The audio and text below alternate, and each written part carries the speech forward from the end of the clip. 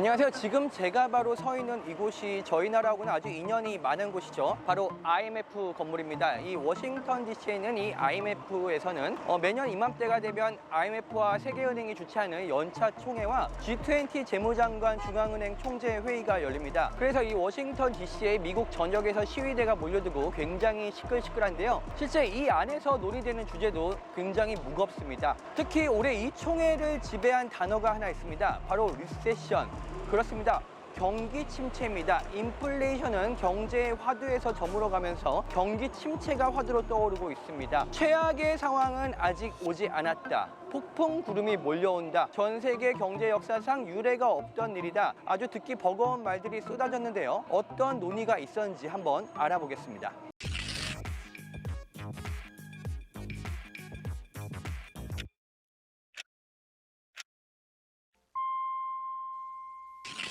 네, IMF 연차 총회에 참석한 이창용 한국은행 총재가 지난 15일에 워싱턴 DC에서 특파원들과 만났습니다. 이번 총회에서 각국의 중앙은행장, 재무장관 그리고 국제기구 수장들이 각각 고민한 게 무엇이고 토론한 게 무엇인지 좀 생생하게 전해줬는데요. 한마디로 요약하면 너무나 얽히고 설킨 동시다발적이고 복합적인 위기라는 겁니다. 자, 강달러, 고유가, 식량위기 이게 모두 개별적인 문제일 수도 있겠지만 서로 모두 연관돼서 서로 간에 악영향을 주는 이슈입니다. 통상 달러가 강해지는 시기에는 유가는 낮아지는 역의 관계를 갖고 있는데요. 이 원유를 달러로 거래하기 때문입니다. 그런데 지금은 이례적으로 달러와 유가가 모두 강세인 상황입니다. 이유는 모두가 알다시피 우크라이나 전쟁 때문입니다. 이 유가와 식량 가격이 이렇게 전쟁 때문에 불안하면 인플레이션은 잡히질 않습니다. 결국 연준은 금리를 계속해서 올릴 수밖에 없어 강달러가 지속될 수밖에 없는 상황이 나오는 셈입니다.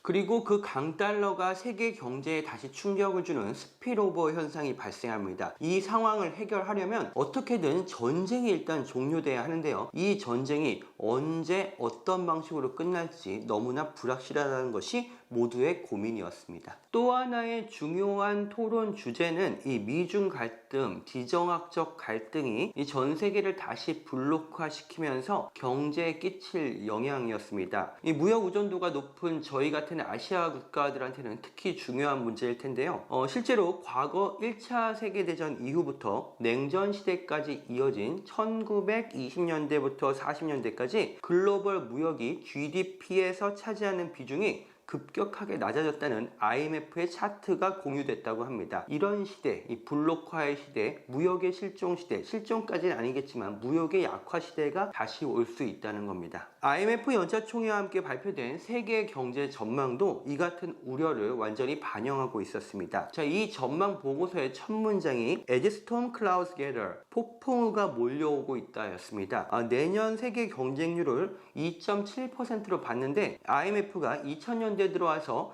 3% 이하로 다음의 경제 성장률을 전망한 적이 없습니다. 그만큼 암울하다는 겁니다. 특히 유럽의 위기가 심각했습니다. 독일의 내년 경제 성장 전망률이 마이너스 0.3%, 이탈리아가 마이너스 0.2%입니다. 이 러시아 천연가스 리스크가 독일 경제를 완전히 잠식했습니다. 이 유로존 전체의 내년 경제 성장률 전망치가 0.5%에 불과합니다. 이 IMF의 수석 이코노미스트인 피에르 올리버 구린차스는 이 러시아의 우크라이나 침공, 생계비 위기, 중국 경제 둔화를 3대 위기로 제시했습니다. 동시에 세계 3대 경제권이 가지고 있는 한계를 또 지목을 했는데요.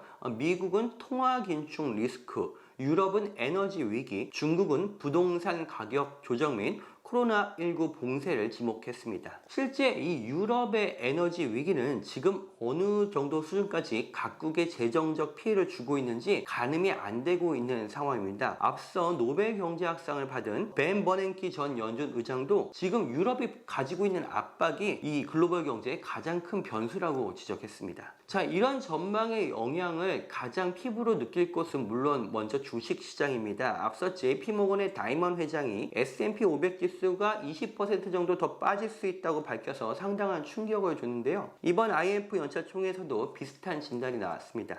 토비아스 에드리언 IMF 통화 및 자본시장 담당 이사는 이 지금까지만 해도 다소 질서 있는 긴축이 이뤄졌다. 그러니까 연준이 어느 정도 금리를 올릴 것이고 여기에 맞춰 대응하겠다 이런 시장과 또 정책 당국 간에 어느 정도의 컨센서스가 이루어진 상태에서 긴축이 이루어진 편이었다면 지금은 경제 주체들의 심리가 이 경제가 어디로 갈지 모른다는 식으로 더 악화되어 있다. 그래서 주식시장이 한꺼번에 급격히 떨어질 가능성도 배제할 수 없다. 이렇게 봤습니다. 자, 또 강달러의 스피로버, 강달러의 악영향이 발생할 가능성이 높은 이 신흥국 리스크 역시 이번 총회에서 주로 논의된 내용 중에 하나였습니다. 이 달러 부채가 이 나라 곳곳을 짓누르고 있기 때문입니다. 자, 이창용 총재가 바로 이 IMF 아태국장 출신인데요. 이 아시아에서 IMF 구제금융을 요청하는 수요가 크게 늘어나고 있다고 밝혔습니다. 실제로 스리랑카가 이미 IMF 프로그램에 합의를 했고요. 방글라데시도 지금 요청을 한 걸로 알고 있습니다. 그리고 라오스, 몽골 같은 국가들도 이 경제적 충격에 직면해 있다고 합니다. 그나마 아시아의 이런 사정은 중동이나 아프리카의 저소득국에 비하면 나을 수도 있습니다.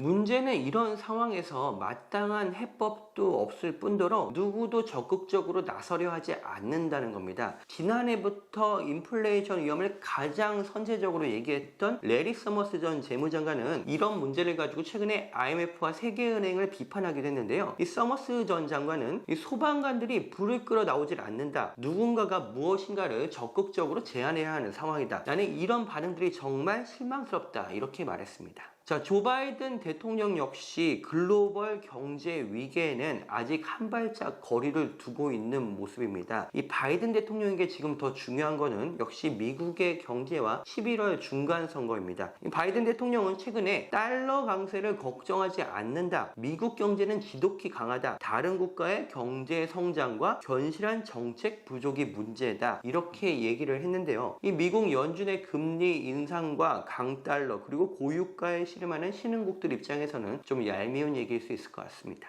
자, 이런 상황에서 그나마 세계 경제 질서를 지금까지 구축해왔던 서로 간의 다자 간의 합의체로서 가장 유효했던 모델인 G20, 이 G20의 재무장관 회의가 이번에도 공동 성명조차도 채택하지 못했습니다. 이 경제 위기의 원인을 놓고 서방 지정과 러시아, 중국 등과의 이견이 불거졌기 때문입니다. 자, 지금 보면 유엔도 그렇고 유엔 안보리도 그렇고 G20도 그렇고 다자기구로서의 힘을 전혀 발휘하지 못하고 있습니다. 말 그대로 각자 도생의 시기에 더 짙은 먹구름이 몰려오고 있는 셈입니다. 윤홍우의 워싱턴 24시, 오늘은 IMF 연차 총회를 한번 종합해봤고요. 다음 시간에 다시 찾아오겠습니다.